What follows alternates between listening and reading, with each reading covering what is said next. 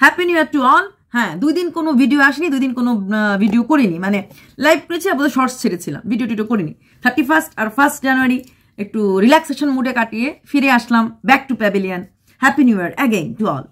তো অনেক ঝড়ঝাপটা গেল এই 2 দিন, দেখলাম কি বলবো, মানে আমাদের জীবনে, কন্ট্রোভার্সি ক্রিয়েটরদের জীবনে অনেক ঝড়ঝাপটা দেখলাম। প্রথমেই এখানে আসছি প্রদীপের কথাতে। Pradeep, happy new year to you and your family. ভীষণ ভালো লাগলো। হ্যাপি নিউ ইয়ারের দিন আমাদেরকে একটা সুন্দর গিফট তুমি দিলে, যে তোমার ছবি বা তোমার পরিবারের ছবি যেন আমরা না লাগাই। কথা তো ঠিকই, তোমার ছবি বা তোমার পরিবারের ছবিকে বিক্রি করার কোনো অধিকার আমাদের নেই। তুমি সত্যি কথাটাই বলেছো ভাই, সত্যি কথা। আমরা তোমার ফটো বা তোমার ছেলের ফটো বা তোমার মা বাবার ফটো আমরা লাগাই। তুমি বলেছো পজিটিভ বা নেগেটিভ কোনো ভিডিওতে যেন লাগানো না হয়। না, যারা নেগেটিভ করে তারাও তো বোকারা, তোমার ছবি লাগাবে। যারা পজিটিভ করে তারাই লাগায়। কারণ একটাই কারণে আমরা লাগাই, কারণ আমাদের সেরকম একটা ফেস ভ্যালু নেই, তাই তোমাদের ফেস লাগাই। আর আমরাও তোমাদের ফেস ভ্যালুটা বাড়াতে কোথাও না কোথাও চেষ্টা করি, তাই তো। কন্ট্রোভার্সি ক্রিয়েটাররা কিন্তু কন্ট্রোভার্সি করে বলেই অনেক সময় চ্যানেলগুলি দাঁড়িয়ে থাকে। আমরা যখন ঠুস করে হাতটা ছেড়ে দিই না, অনেক চ্যানেল ঠুস করে মাটিতে পড়ে যায়। এটা কিন্তু চোখের সামনে অনেক চ্যানেলের ক্ষেত্রেই হয়েছে, আর আজকে সূর্য তোমার দিকে আছে, রোদ তোমার দিকে উঠেছে, তোমার প্রচুর ফেস ভ্যালু, তোমার প্রচুর সাবস্ক্রাইবার, নট নেসেসারি কালকে সেই জায়গাটা থাকবে। ঠিক ধরে রাখতে, সেটা নাও থাকতে পারে। কাল কিসনে দেখা, বলো। তুমি যেহেতু বলেছো না করেছো থোবরা না লাগাতে, মানে তোমার ফেস না লাগাতে, লাগাবো না। কিন্তু বিশ্বাস করো ভাই, নিউ ইয়ার দিন এই কথাটাতে একটু কষ্ট পেয়েছি। কারণ তোমাকে ভালোবেসে তোমার ছবি লাগাই, সত্যি কথা, রেভিনিউজ কামানোর জন্য লাগাই।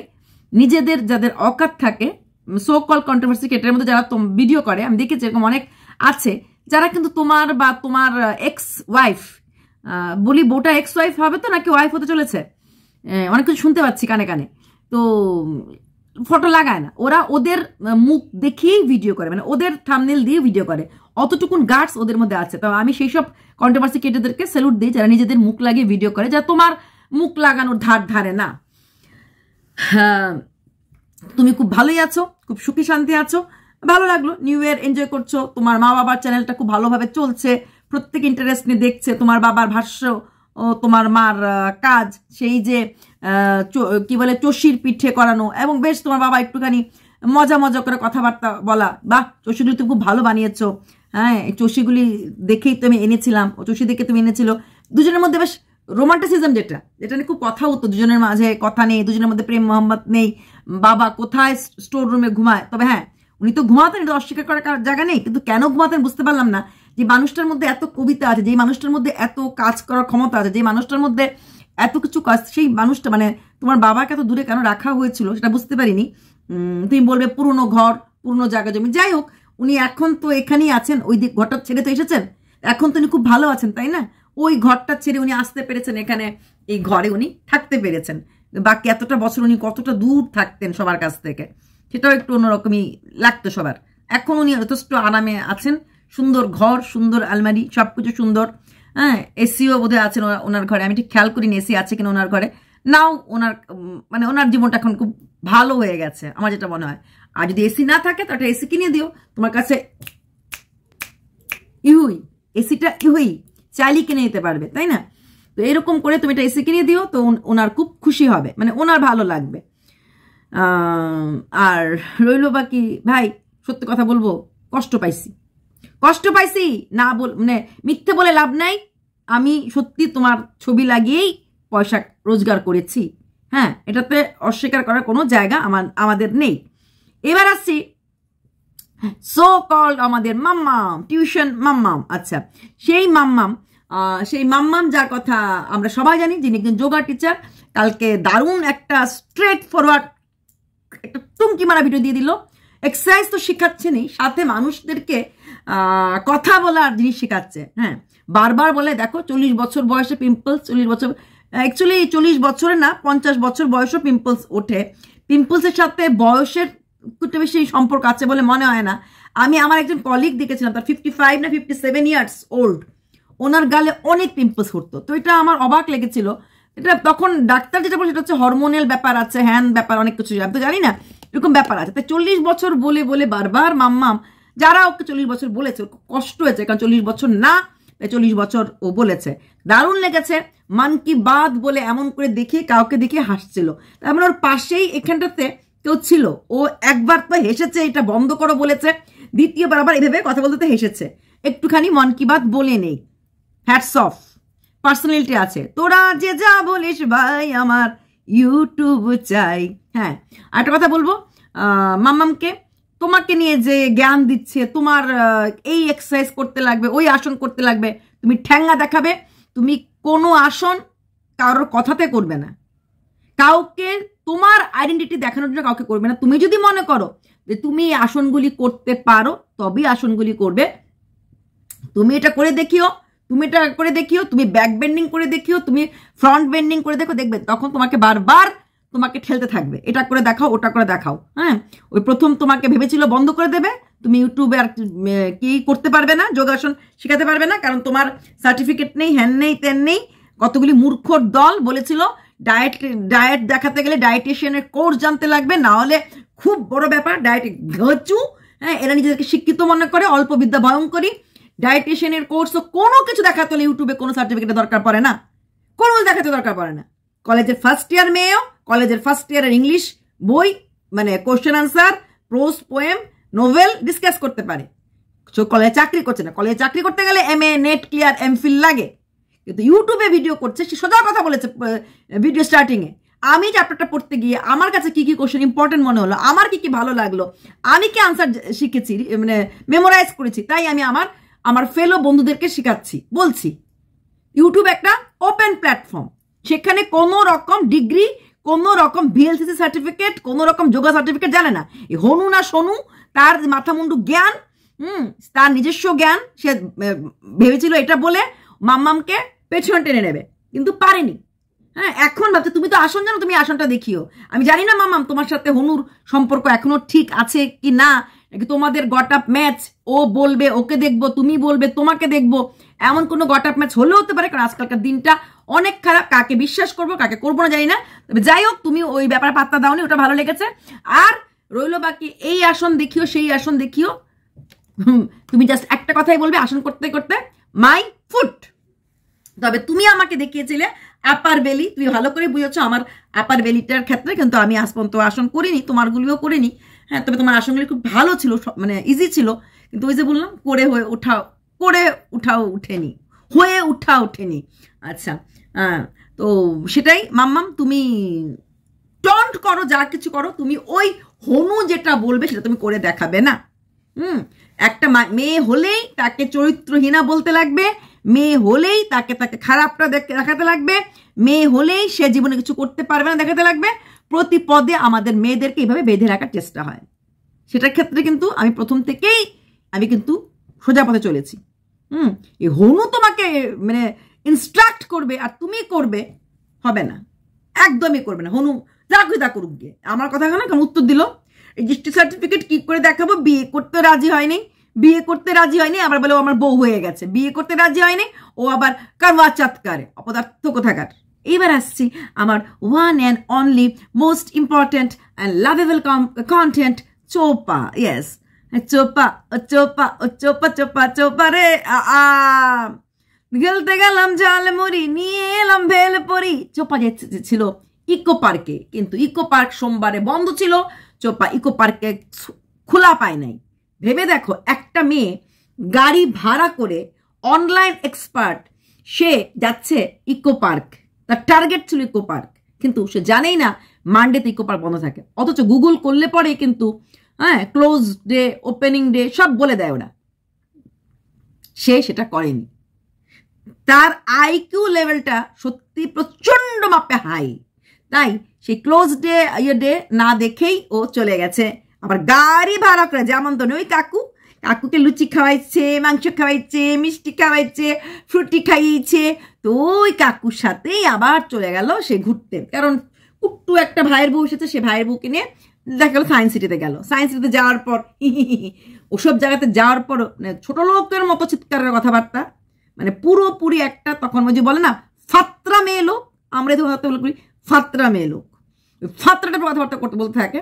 সায়েন্স সিটিতে প্রত্যেকটা জিনিস সায়েন্স মেনে করা হয়েছে, সায়েন্টিফিক্যালি অ্যাপ্রুভ জিনিস করা হয়েছে। গ্র্যাভিটেশনাল ফল, বলটা পড়ে যাচ্ছে, সাইক্লিং করলে কেন পড়ে উঠছে, প্রত্যেকটার পিছনে সায়েন্টিফিক কজ আছে। মূর্খ, সাইকেল করলে বল উপরে যায়, যত দূরে সাইকেল তত দূরে বল, এটা মানে কি? প্রত্যেকটা ব্যাপারে কোথাও না কোথাও ফিজিক্সের থিওরি দেওয়া আছে, আর এই জিনিসগুলি সাইডে লেখাও আছে। যদি নিজে বলতে না পারো, একটুখানি গুগল করে সায়েন্স সিটির সম্বন্ধে বলার আগে বা যাওয়ার আগে রাস্তাতে ওই হি হা হা করে ওই বৌদি বমি করছে আর আমরা কি খাচ্ছি, ওই খাওয়ার বমি না দেখিও যে একটু সায়েন্স সিটি নিয়ে একটুখানি গুগল চেক করতে গেলেও কি কি ইম্পর্টেন্ট খেলা আছে, সেই খেলাগুলির পেছনে সায়েন্টিফিক লজিক কি আছে, এটা কিন্তু একটু দেখলেই বলা যেত। কিন্তু বলে না, যে মূর্খের স্বর্গ, তুমি হচ্ছে সেই টাইপের। হাতে পেটে নেয় বিদ্যা, পকেট আছে টাকা। সায়েন্স সিটির সাইকেল চালাচ্ছে, জোরে প্যাডলিং, মা গিটার বাজছে, এটা গিটার বাজছে না, সাউন্ড ওয়েভ বলা হয়। মূর্খ কোথাকার, মূর্খ তো তুমি বটে না, গোয়িং টু বি গ্রাজুয়েট, একদম মূর্খ বলবে না। শিক্ষিত মানুষকে মূর্খ বলছো কেন? ছোট করছো না? ছোট আমি করছি না। তো সায়েন্টিফিক গ্র্যাভিটেশনের উপরে নির্ভর করেই প্রতিটি জিনিস করা হয়েছে, সায়েন্টিফিক কজ অ্যান্ড এফেক্টের উপর নির্ভর করেই প্রতিটি জিনিসটার জায়গাটার নামই হচ্ছে সায়েন্স সিটি। তারপর ওইখান থেকে চলে গেল শ্রীভূমিতে। শ্রীভূমিতে গিয়ে ওদের তো আছেই, হাটের মতো জায়গা দেখলেই জায়গা যাবে, সব জিনিসের দাম করবে, সেটা এইটুকুন টেডি বিয়ারে হোক আর কানের দুল হোক আর টাপেই হোক। সেখানে গিয়েও সেই জানি না দুর্গাপূজা আসতে পারবো কিনা, তো শ্রীভূমি যা যা জায়গা আছে দেখে আসলো, আর কিছু জিনিস কিনে আনলো যেগুলি কেনার দরকার, মানে দরকার না, হ্যাঁ।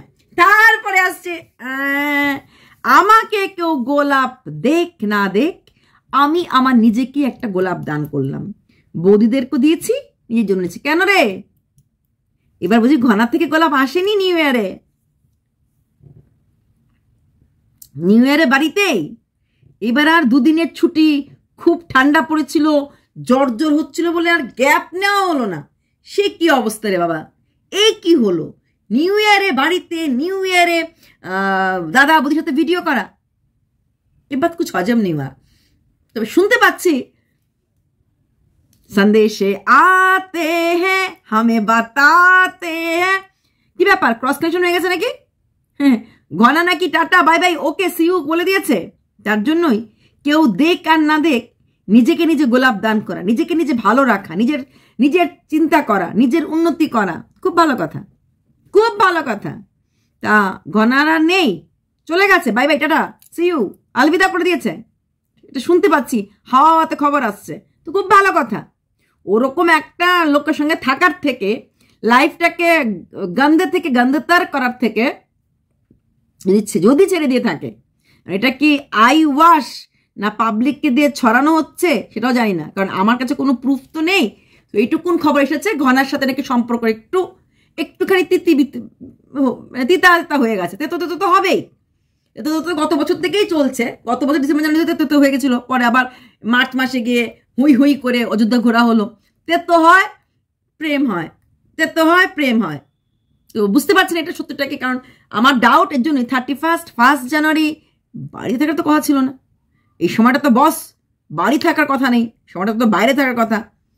তো যাই হোক, শোনার কথা বিশেষ না করে আমরা কাজেই দেখব যে আছে কি নাই, ঘনার জিনিস আছে কি নাই, নাকি আবার 2 বছর হতে চলেছে না, আর 3 বছর পরে আবার নতুন সরকার গঠন হবে, হতেও পারে 5 বছর পর নতুন সরকার হতেই পারে। তো এটাও অস্বীকার করার কোনো জায়গা নেই। তারপর আবার বৌদি এসেছে, বৌদিকে নিয়ে এবার ঘোষ বাড়ি। তো সেই ঘোষ বাড়িতে তো ওরা আগেও গেছে, আবার আজকেও ঘোষ বাড়ি, কারণ নতুন বৌদি যিনি দেখে নাই এসব জায়গা, ওকে এনজয় দেওয়ার চেষ্টা করছে। ও কোথায় কোথায় যেগুলিতে যায় না সেখানে গেছে। তবে ও নিজের বৌদিটা কিন্তু সত্যিই খুব ম্যাচিওর এবং খুব ভালোভাবে কথা যেন বলতে পারছে, প্রত্যেকটি জায়গার সম্বন্ধে সচেতন না থাকে। ও সায়েন্স সিটিতে এসেছিল, সায়েন্স সিটিতে কি দেখেছিল ওর কিন্তু মনে আছে, কিন্তু এখানে কিন্তু বোন খোঁচা দিয়ে দিল। সায়েন্স সিটিতে যেদিন দেখেছিল ওই দিন আমরা সুরাট থেকে আসছিলাম, এটা বেশি ওর বাবা ভিডিওতে বলেছিল, ওরা আনতে গেছে, কিন্তু ট্রেন লেট দেখে দাদা বৌদি একটু হানিমুন পর্ব শেষ করে, কারণ ওরা দুজন কখনোই একা কোথাও ঘুরতে যেতে পারে না, বেড়াতে যেতে পারে না। বিয়ের 1.5 বছর হয়ে গেল, সবসময় এক বগলে ননদ আরেক বগলে শাশুড়ি, এইভাবে কি সত্যি থাকা যায়? বাড়িতেও দেখো ওদের রুমটা একদম মেন ডোরের সামনেই, সেখানে কনস্ট্যান্ট লোকজন আসছে বসে, তো দুজন কি সারাক্ষণ গুটু গুটু করবে? না, গুটুর না। দুজনের একটা বিয়ের পর অ্যাটলিস্ট প্রথম 6 মাস একটু কথা বললো, হাসলো, ইয়ে করলো। ওদের সবসময় ওই রান্নাঘর আর খাওয়া, ওই একঘেয়েমি জীবন হয়ে যাচ্ছে। ঘুরতে গেলে দুজন একটু আগে হাঁটে আর একে অপরের হাত ধরে, আর টোটোতে বসলে বরের পাশে সিটে থেকে বসে। এইটুকুনি আমি এনজয়মেন্ট গত 1.5 বছর দেখতে পেলাম। ঠান্ডার জন্য এখন পেছনে আর বসে না, ঠান্ডাতে হাওয়াটা বেশি লাগে। এছাড়া কিন্তু আর কোনো এনজয়মেন্ট পেলাম না। এমনকি অ্যানিভার্সারির সময়ও ননদ আর শাশুড়ি পিছিয়ে গেছে, তারপর সেদিনে ওর শাড়ি পরেও যায় নাই। তো এইরকম একটা শ্বশুরবাড়ি কিন্তু ভালো হলো একদিকে, কিন্তু সবসময় কাঁঠালের আঠার মতো ওরা পিছিয়ে থাকে, ননদ আর শাশুড়ি। তো ওরা ওই দিন ঘুরেছে এবং ননদ বলে দিল আমাকে না নিয়ে, আমাদের যেহেতু ট্রেন লেট ছিল, ওরা কতক্ষণ ওয়েট করবে, ঘোরাফেরা করে, কারণ ওরা ভোরবেলা ঠাম্মিকে তুলে দিয়েছিল, আর ঠাম্মি চলে, এরকম একটা কিছু ছিল, হ্যাঁ, ঠাম্মি চলে যাচ্ছিল আর বোধহয় ওরা এসেছিল বা সামথিং লাইক দ্যাট, হ্যাঁ, এরকম একটা কিছু হয়েছিল। সেখানে দাঁড়িয়ে ওরা চলে গেছে ওদেরকে না নিয়ে, ভোরবেলা বেরিয়েছিল, ট্রেন লেট ছিল, এটা কিন্তু খোঁচাটা দিয়ে দিল। মানে ওরা কোথাও, বরং ওদের তো উচিত ননদ আর শাশুড়ির বলার, যা তোরা দুজন, কারণ দাদাভাই ওরা সব চেনে, তোরা দুজন 2 দিনের জন্য ঘুরে আয়।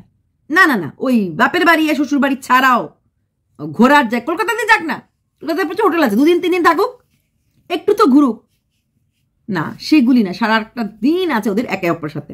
তারপর ওই ঘোস্ট হাউস বলছি, ঘোষ হাউসে গেল, মানে ঘোষ গেস্ট হাউস যেটাকে বলা হয়, ঘোষ বাড়ি, নট হাউস, ঘোষ বাড়ি। আর সেখানে যাওয়ার পর ওরা এনজয়, তো এগুলো কমন থিং, ওদের এইসব খাবে, ওখানে মেলা বসছে, ওইখানের ওইটা খাবো, আইসক্রিম, ঠান্ডার মধ্যে আইসক্রিম খাবো, আইসক্রিম খেতে খেতে চা আর কফি কোথায় হয় দেখতে লাগবে। তারপর আবার কোথায় রাস্তায় থেমে কোথায় ঘুগনি খাওয়া যায়, কোথায় ঘুগনি পাওয়া যায়। তারপরে ঘরে ফেরার সময় বিরিয়ানি, যেদিনই ঘরে যাচ্ছে ওরা বিরিয়ানি নিয়েই ঘরে ফিরছে, কারণ নিউ ইয়ার গেছে তো। ফ্ল্যাট আমি ভেবেছিলাম এই বৌদি আসার পর বৌদিকে নিয়ে হয়তো কয়েকদিনের জন্য ফ্ল্যাটে যাবে, ফ্ল্যাটে বৌদিকেও রাখবে, কারণ বৌদিও তো ফ্ল্যাট, মানে ওদের পরিবারের কেউই তো ফ্ল্যাটে থাকেনি, কিন্তু সেখানে তো ফ্ল্যাটটা দখল করে আছে বা ফ্ল্যাট পাহারা দিচ্ছে বা ফ্ল্যাটের চৌকিদার হচ্ছে ওদের বাবা তো ওই ফ্ল্যাটে থাকার পর এত আরাম পেয়েছে, ফ্ল্যাট বাড়ির সুন্দর রান্নাঘর, সুন্দর সবকিছু, অফিসের কাছাকাছি, তো বাবা ফ্ল্যাট থেকে আসে, কিন্তু বাবা কিছুদিনের মধ্যে গঙ্গাসাগর ডিউটি চলে যাবে, এটা ওরাই বলেছে ভিডিওতে, 3-4 দিনের মতো আছে, চলে যাবে গঙ্গাসাগরের ডিউটিতে, 1 মাস যা থাকে প্রতি বছরই নাকি যায়। আর বাবা তো সে নিউ ইয়ারই বলো আর 25 ডিসেম্বরই বলো, যে কোনো কিছুই হোক, বাবা কিন্তু নিজের স্ত্রী, নিজের পরিবারকে মোটামুটি ভুলতে বসে গেছে। এখন উনি ওই বাড়িতে যাওয়ার থেকে, ওই ফ্ল্যাটে থেকে আরাম পেয়ে গেছে। অবাক লাগছে যে বাবা, যেই বাবা প্রতি সপ্তাহে যেমন করে হোক আসা যাওয়া, মানে বৃষ্টির মধ্যেও ভিজতে আসা, ঠান্ডার মধ্যে কাঁপতে আসা, সেই বাবা ফ্ল্যাট পেয়ে এমন অবস্থা, ছেলের বউ, ইনফ্যাক্ট বাড়িতে গেস্ট আসছে, উনি ফ্ল্যাটেই থাকবেন। তো আমি ভেবেছিলাম এই বৌদিকে নিয়ে ফ্ল্যাটে রাখবে, জানি না, বাবাকে যেহেতু খাট একটা, ঠান্ডার মধ্যে বাবাকে আর লাথ মেরে ওই ফ্ল্যাট থেকে অফিসে না পাঠিয়ে ওই ঠান্ডার দিনটার জন্য ওয়েট করছে, কারণ বোঝা যাচ্ছে সেটা হচ্ছে ফ্ল্যাটে ও আর সেকেন্ড খাট হয়তো কিনবে না, বা আরো ওয়েট করছে আরো টাকা জমানোর পর, কারণ খাট কেনার মতো পয়সা তো আছেই, আর খাট কেনার কোনো মানে হয় না, চকি কিনলে যথেষ্ট এদের কাছে, একটা চকি কিনে ফেললেই হয়ে যেত ওর, কিন্তু ও সেই ফ্ল্যাটের খাট কিনবে না। আর যদি কিছু ছাড়াছাড়ি ব্যাপার শুনছি যদি হয়ে থাকে, তাহলে তো ফ্ল্যাটটারও কোনো আর মানে নেই, তাই না?